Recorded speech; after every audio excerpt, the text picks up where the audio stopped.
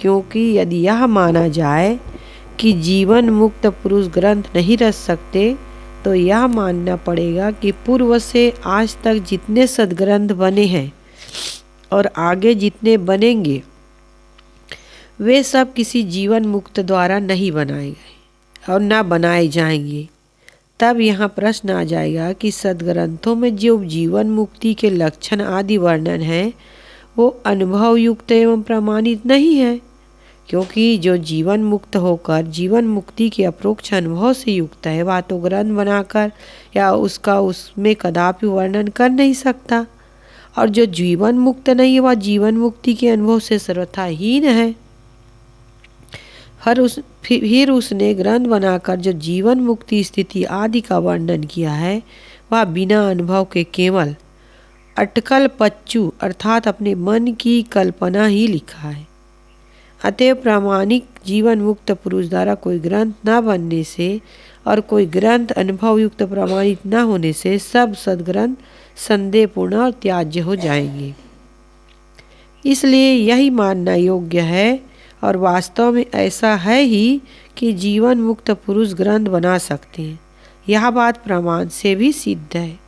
जीवन मुक्त पुरुष पूर्व में हुए हैं और वर्तमान में हैं।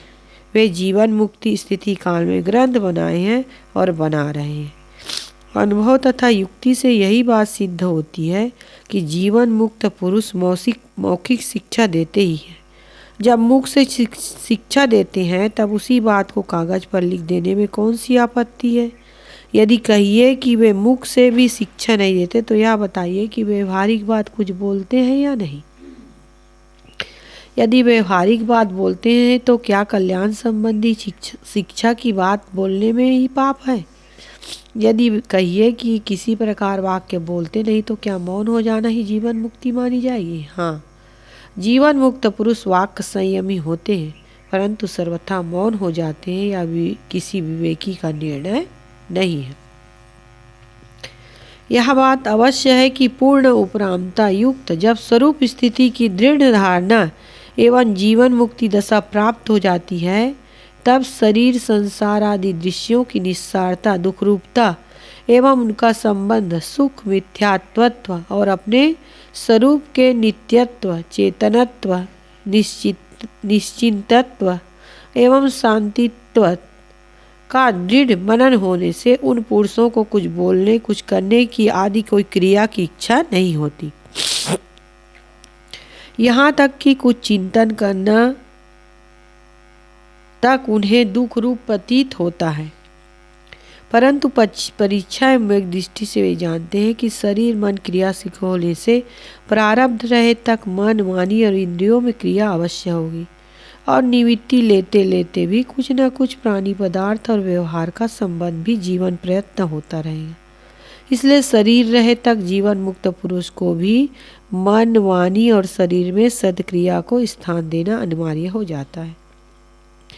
जीवन मुक्त के मन वाणी और इंद्रियों में कोई ऐसी क्रिया होती ही नहीं जो किसी मनोवांछित पदार्थ की प्राप्ति के लिए हो, क्योंकि उनके अंतःकरण में कोई वांछा शेष नहीं रहती। उनकी सभी वांछाएं पूर्ण विनष्ट हो चुकी रहती। उनके मन वाणी और इंद्रियों में जो क्रिया होती है वह केवल नैराश्य प्रारब्ध भोग वर्तमान के लिए या न्याय युक्त परोपकार के लिए या विवेक वैराग्य युक्त मनोदृष्टा स्वरूप स्थिति कार्य के लिए है, जो कि उनकी स्वभाव सिद्ध दशा। उपर्युक्त बात को प्रकांतर से पुनः दोहराया था। अन्य साधकों से जीवन मुक्त पुरुष की मानसिक दशा ही विलक्षण हो जाती और शरीर रहे तक जीवन मुक्त पुरुष का भी अंतःकरण इंद्रिय और बाहरी दृश्यों से संबंध रहता है। अतः शरीर रहे तक सब समय के लिए मन का सर्वथा निष्क्रिय और शून्य हो जाना असंभव है।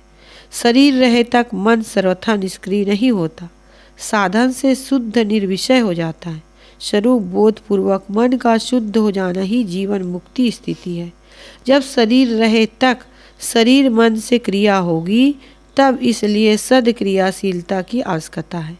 यदि सदक्रिया नहीं की जाएगी तो आलस्य प्रमाद युक्त असत क्रिया होने लगेगी। अतएव जीवन मुक्त पुरुष को भी जीवन पर्यंत सत्पुरुषार्थ संपन्न और मन माया से सावधान रहना पड़ता है।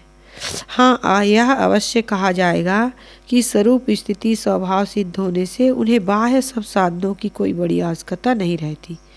निरंतर स्वरूप चिंतन में तृप्त रहना उनका परम पुरुषार्थ है। अतः सुखाध्यास का लक्ष्य सर्वथा त्याग कर केवल शरीर निर्वाह के लिए निर्वाहिक क्रिया करना, खाना पीना, वस्त्र पहनना, उठना बैठना, चलना फिरना और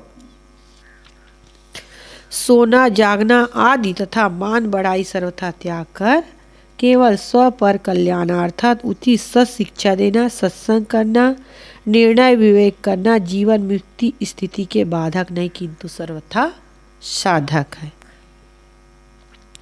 एक साधक होता है और दूसरा सिद्ध साधक होता है। जिसे जीवन मुक्ति नहीं प्राप्त है, अभी उसकी प्राप्ति के लिए जो साधना कर रहा है वह क्या है? साधक है। और जो जीवन मुक्ति प्राप्त कर केवल उसकी सुरक्षा निमित्त स्वरूप स्थिति स्वभाव सिद्ध हो जाने से सत्पुरुषार्थ निष्ठ है, वह सिद्ध साधक है। जीवन मुक्ति प्राप्ति के लिए साधना अवस्था में साधक को अधिक परिश्रम करना पड़ता है और जीवन मुक्त पुरुष को अधिक परिश्रम नहीं करना पड़ता। उन्हें स्वस्वरूप का चिंतन सदैव स्वाभाविक रहा करता है। जैसे हर व्यक्ति को अपने शारीरिक नाम रूप का हर समय स्वाभाविक ज्ञान रहता है, साधक पुरुषार्थ करके जिस स्वरूप स्थिति को चाहता है, जीवन मुक्ति पुरुष को वह स्वभाव सिद्ध हो जाती है। परंतु अंतःकरण, इंद्रिय और जगत दृश्यों का जीवन पर्यंत संबंध रहने से जीवन मुक्त पुरुष को भी शरीर रहता मन माया से सावधान रहना पड़ता। यद्यपि जीवन मुक्त पुरुष को अपने ध्येय की पूर्ति के लिए ग्रंथ बनाने की कोई आवश्यकता नहीं है, क्योंकि उनका जो ध्येय है स्वरूप स्थिति वह तो स्वभाव सिद्ध ही हो गया है। अब केवल उसी विचार में जीवन प्रयोग अनुरक्त रहना है, बल्कि ग्रंथ आदि लिखना उनको भार स्वरूप ही है। परंतु परख परखावनहार परखावन जीवन केरा यह व्यवहार यथार्थ निबेरा के अनुसार उनके लेखन प्रवचन आदि लोक मंगल के लिए होते हैं।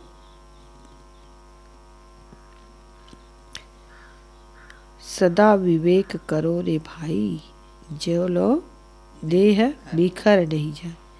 मोह बोलन की श्रद्धा नाही, तोर प्रेम वश बोलो भाई। कविता हो न भाड़ कहाऊं, बकवादी के निकट न जाऊं। गुरवाई और मान बढ़ाए, रिद्धि सिद्धि सब जात न साए। इनमें सकल जगत अरजाना, काल कला को मरम न जाना। मोते इन सब ते नहीं काजा, तुम्हारी भक्ति वश कहो उपराजा। निर्णय सार में कहा गया है। जीवन मुक्त पुरुष के लिए है ये।